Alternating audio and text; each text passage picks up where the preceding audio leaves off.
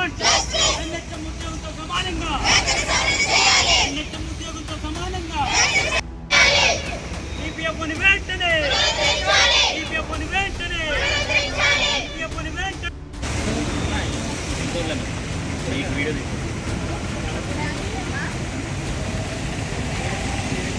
అందరికీ good morning అండి. నా పేరు స్వాతి అహల్య. నేను నరకుదురు హెచ్డబ్ల్యూసీలో గత 6 సంవత్సరాలుగా సిహెచ్ఓగా పనిచేస్తున్నానండి. మేము రిక్రూట్ అయినప్పుడు మాకు శాలరీ 25,000 ఇచ్చేవారండి. స్టిల్ అదే శాలరీ మాకు కంటిన్యూ అవుతుందండి. మేము ఎన్హెచ్ఎం స్కీమ్ కిందే ఈ జాబ్లోకి వచ్చామండి. టెస్ట్ రాసి వచ్చామండి. జాబ్లో జాయిన్ అయినప్పుడు 25,000 ఇచ్చేవారండి. 15,000 ప్రోత్సాహకాలు ఇచ్చేవారండి. అయితే 25,000లో ఒక్క రూపాయి కూడా పెరగడం అనేది మాకు జరగలేదండి. ఎన్హెచ్ఎంలో ఇంకా ఉన్న దగ్గర 200 క్యాడర్స్ ఉండగా వాళ్ళందరికీ కూడా 23% హైక్ ఇచ్చారండి. మాకు మాత్రం 1 రూపీ కూడా శాలరీ అనేది ఇంక్రిమెంట్ చేయలేదండి. గత 24 రోజులుగా మేము ఇలా రోడ్ల మీదకి వచ్చి ధర్నా నిరవధిక సమ్మె చేస్తున్నామండి. మేము చేస్తున్న సమ్మెకు గవర్నమెంట్ ఎటువంటి రకంగానూ స్పందించట్లేదండి. డైలీ వేజ్ వాళ్ళు ఉంటే వాళ్ళకు కూడా శాలరీ జీతం అనేది కూలీ అనేది పెరుగుతుందండి. ఉపాధి హామీలు చేసే వాళ్ళకు కూడా కూలీ అనేది పెరుగుతుంది. నిత్యావసర ధరలను బట్టి, పెట్రోల్ ఛార్జీలను బట్టి, ఉన్న నిత్యావసర సరుకుల ధరలను బట్టి. కానీ మా దగ్గరికి వచ్చేటప్పటికి ఒక్క రూపాయి కూడా పెరగకపోవడం అనేది మమ్మల్ని ఎంతో వేదనకు గురి చేస్తుందండి. అంతేకాకుండా గత 5 సంవత్సరాలుగా పిఎఫ్ అనేది మా అందరికీ కట్ అయ్యేదండి. కానీ 1 సంవత్సరం నుంచి ఆ పిఎఫ్ అనేది కూడా కట్ చేయడం మానేశారండి. మాకున్న ఉద్యోగ భరోసాను కూడా వెనక్కి లాగేసుకోవడం అనేది మమ్మల్ని మరింత వేదనకు గురి చేస్తుందండి. ఈ రోజు 24వ రోజు అండి. గత 24 రోజులుగా మేము ఈ రీతిగా సమ్మె చేస్తున్నప్పటికీ కూడా మాకు ఎటువంటి స్పందన అనేది లేదండి.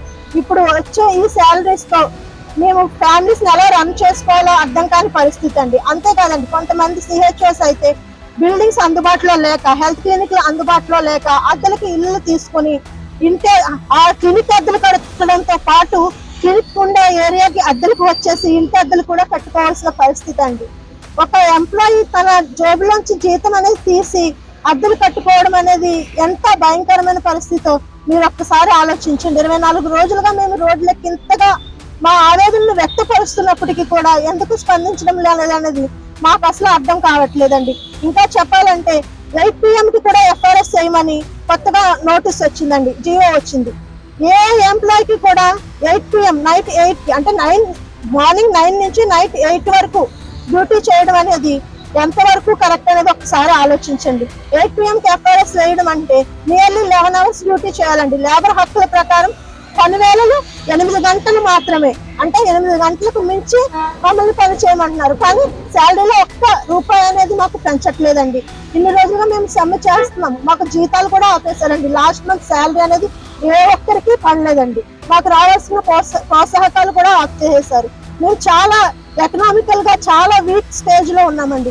ఒక్కసారి ప్రభుత్వం మా వైపు చూసి మా మీద దృష్టి పెట్టి, మేము కోరేవి ఏమి గొంతమ్మ కోరికలు అయితే కాదండి, సముఖంగా మీ మీడియా ముఖంగా మేము మీకు చెప్పుకున్నామండి. మేము కోరేవన్నీ కూడా మా హక్కులే. మేము కావాలని మా హక్కుల్ని సాధించుకోవడానికి మేము రోడ్లు ఎక్కామండి. దయతో మా యొక్క ఆవేదనను, మా యొక్క కడుపుకోతను గుర్తించి నేరుగా ప్రభుత్వం దృష్టికి తీసుకువెళ్తారని మీడియా మిత్రులకు సమీరంగా కోరుచున్నాను. Thank you. Good morning to all. నా నేమ్ రూపా అండి, కాకినాడ డిస్ట్రిక్ట్ నుంచి మాట్లాడుతున్నాను. మేము లాస్ట్ మంత్ 24th, 25th విజయవాడలో మహాధర్నా చేస్తామని చెప్పి CFWలో ఫస్ట్ ఇన్ఫర్మేషన్ ఇవ్వడం జరిగింది. మేము 2 years నుంచి కూడా మేము ఏమైతే ప్రాబ్లమ్స్ ఫేస్ చేస్తున్నామో అవన్నీ ఎప్పటికప్పుడు రిప్రజెంటేషన్స్ ఇవ్వడం జరుగుతుందండి. బట్ ఎవరు కూడా మా ప్రాబ్లమ్స్ని అర్థం చేసుకొని మాకు న్యాయం చేయలేదు. సో అందుకని చెప్పి మేము ఇలా ధర్నా చేయబోతున్నామని చెప్పి CFWలో ఫస్ట్ ఇన్ఫర్మేషన్ ఇచ్చి 24th, 25th విజయవాడలో మహాధర్నా కార్యక్రమం చేపట్టడం జరిగింది. అయినా కూడా మాకు ఎలాంటి రెస్పాన్స్ లేదు సార్. తర్వాత ఎవరి డిస్ట్రిక్ట్లో వాళ్ళు చేసి గవర్నమెంట్ దృష్టికి మా ప్రాబ్లమ్స్ అన్ని తీసుకువెళ్ళాలని అనుకొని లాస్ట్ మంత్ 26th నుంచి ఇలా మేము స్టార్ట్ చేసాము. ఇప్పటికి 26 days అయిపోయింది. ఇప్పటికీ కూడా మా గవర్నమెంట్ నుంచి ఎలాంటి రెస్పాన్స్ రాలేదండి. మేము ఏమీ ఎక్స్ట్రా అంటే మేము చదివిన దానికి అనుగుణంగా, మేము చేస్తున్న పనికి అనుగుణంగా మేము మా కోరికలన్నీ ఉన్నాయి. మేము 6 years నుంచి ఇందులో వర్క్ చేస్తున్నామండి. సో 6 years నుంచి కూడా 1 రూపీ కూడా ఇంక్రిమెంట్ లేకుండా ఉన్నది మా పరిస్థితి.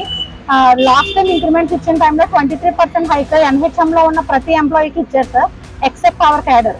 మా ఒక్క కేడర్నే పక్కన పెట్టినందుకు మేము చాలాసార్లు రిప్రజెంటేషన్స్ ఇచ్చాము, అడిగాము, అయినా కూడా మాకు ఎలాంటి బెనిఫిట్ చూపించలేదండి. ఇప్పుడు 6 years కంప్లీట్ అయిపోయి 7th year లో మేము ఉన్నాము. అదర్ జాబ్స్ అప్లై చేయడానికి మాకు ఏజ్ కూడా అయిపోయింది. ఇందులో కూడా మాకు అసలు ఎలాంటి బెనిఫిట్ కనిపించట్లేదు. మేము జాయిన్ అయిన 4 years వరకు మాకు పిఎఫ్ కట్ అయిందండి. Last year unfortunately PF cut చేయడం మానేశారు. అది కూడా మేము అడిగితే ఫండ్ సరిపోవట్లేదు, నెక్స్ట్ చూద్దామని చెప్పారు. ఇప్పటి వరకు మాకు పిఎఫ్ కూడా కట్ చేయడం మానేశారు సార్. ఆల్రెడీ ప్రైవేట్ జాబ్స్ లో చేస్తున్న వాళ్ళకి పిఎఫ్, ఈఎస్ఐ ఇలాంటి బెనిఫిట్స్ అన్నీ ఉన్నాయి. బట్ గవర్నమెంట్ లో వర్క్ చేసి ఆల్రెడీ వస్తున్న పిఎఫ్ ని ఎందుకు ఆపారు అన్నది కూడా మాకు అర్థం కావట్లేదండి. ఇప్పుడు పిఎఫ్ బెనిఫిట్ కూడా మాకు లేకుండా చేశారు.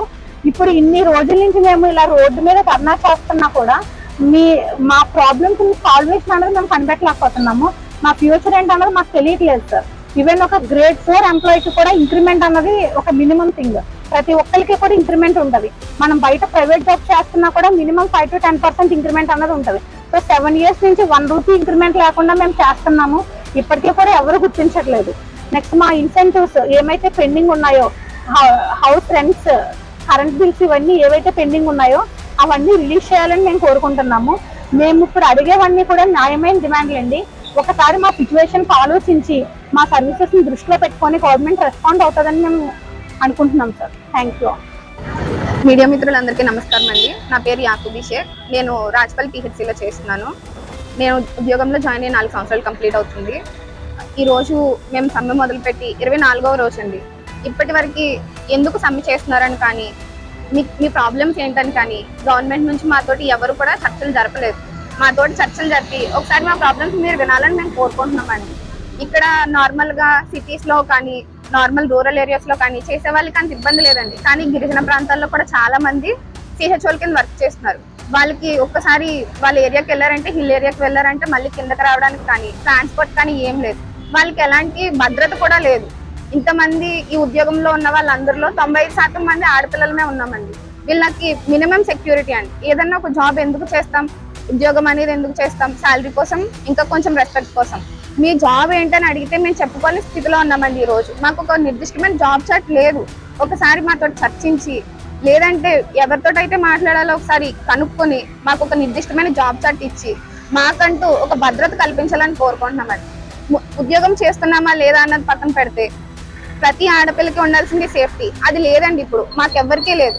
కాబట్టి ఒకసారి గవర్నమెంట్ మా లీడర్స్ తోటి చర్చలు జరిపి ఎందుకు ఇంతమంది ఇన్ని రోజుల నుంచి ఇలా రోడ్ల మీద ఉండి సమ్మె చేస్తున్నారు, వీళ్ళ ప్రాబ్లమ్స్ ఏంటి ఒక్కసారి కనుక్కొని మాకు న్యాయం చేయాలని కోరుకుంటున్నామండి. అందరికీ నమస్కారం. మీడియా మిత్రులకు నమస్కారాలండి. నా పేరు రాజు. కమ్యూనిటీ హెల్త్ హౌస్గా విలేజ్ హెల్త్ క్లినిక్లో ఆయుష్మాన్ ఆరోగ్య మందిర్లో పనిచేస్తున్నాం. స్టేట్ వారీగా మేము చూసుకుంటే 10,032 మంది ఉంది. మన కాకినాడ జిల్లాలో చూస్తే 410 మంది ఉన్నారు. మేము ఈ సమ్మెను ఈరోజు 24వ తేదీ కొనసాగిస్తున్నాము. మా యొక్క డిమాండ్లు 6 సంవత్సరాలు పూర్తయిన సిహెచ్ఓల్ని, కమ్యూనిటీ హెల్త్ ఆఫీసర్లు అందరినీ కూడా రెగ్యులర్ చేయమని అడుగుతున్నాం. ఇది లేని కోరిక అయితే కాదు. ఇది ఆయుష్మాన్ ఆరోగ్య నిబంధనల ప్రకారం ఇవి గైడ్లైన్స్ ఉన్నాయి, గవర్నమెంట్ ఆఫ్ ఇండియా గైడ్లైన్స్ ఉన్నాయి, అందుకని అడుగుతున్నాం.